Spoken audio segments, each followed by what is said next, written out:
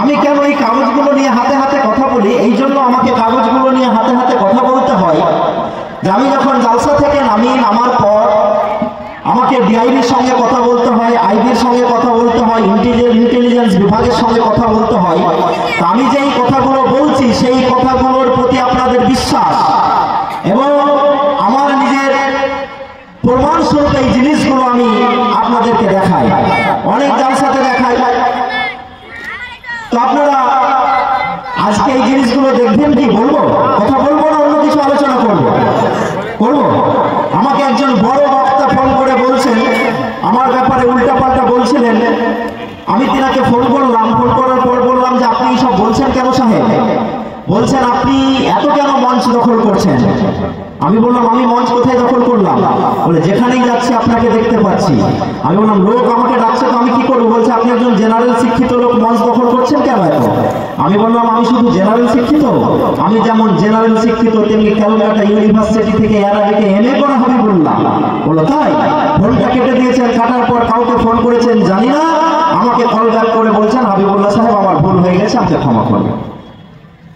তো এই কথাগুলো আমাদের শুনতে হবে না? হবে না? বর্তমান পরিস্থিতিতে 2014 সালের পর মুসলমানদের যে অবস্থা, মুসলমানদের মসজিদ সে সম্বল হোক, বাবরি হোক বা যে কোনো মসজিদ হোক, আজকে যখন 500 কোটি টাকা দিয়ে মিস্টার মাহবুবুল হক মেঘালয়ের মাটিতে ইউনিভার্সিটি তৈরি করেন, আর সেই ইউনিভার্সিটিতে 10,000 ছেলে বর্তমানে পড়াশোনা করে বিনা নোটিশে যখন তাকে কোনো একটা স্টেট গভর্নমেন্টের এসটিএফ যে অ্যারেস্ট করেন, তখন মুসলমানদের আওয়াজ তোলার দরকার আছে না নেই?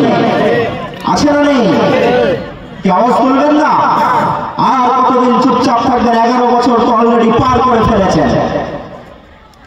মুখ যদি মুসলমান না করেন, দিল্লির মসনদ এমন লোকের হাতে আছে যারা 2002 সালে 9 মাসে গর্ভবতী মহিলার পেটকে ফেলে দিয়ে বাচ্চাটা যখন পেট থেকে পড়ে যায় সেই বাচ্চাটাকে তলোয়ারে গেঁথে নিয়ে তারা আহ্লাদ করে, উল্লাস করে।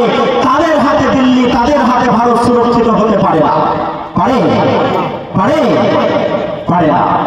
এই মুসলমানরা ঘুমিয়ে গেছে বলেই আজকে মুসলমানদের এই অবনতি।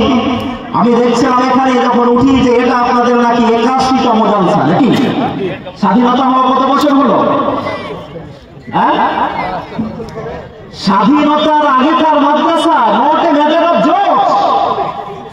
হ্যাঁ, স্বাধীনতার 20 বছর আগেকার, মানে 47, 37, 27, 1927 সালের এই ভবনমুখী মাদ্রাসা, যেই মাদ্রাসা প্রমাণ করে যদি মুসলমানদের নাগরিকত্বের প্রমাণ চাওয়া হয়, তাহলে একথাই তো আমরা বলে দিতে পারি যারা ভবনমুখী মাদ্রাসার সঙ্গে যুক্ত তারাই ভারতের নাগরিক। নতুন করে আমাদের নাগরিকত্ব দেখানোর প্রয়োজন আছে?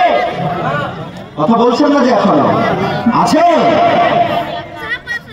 তাহলে এই দেশ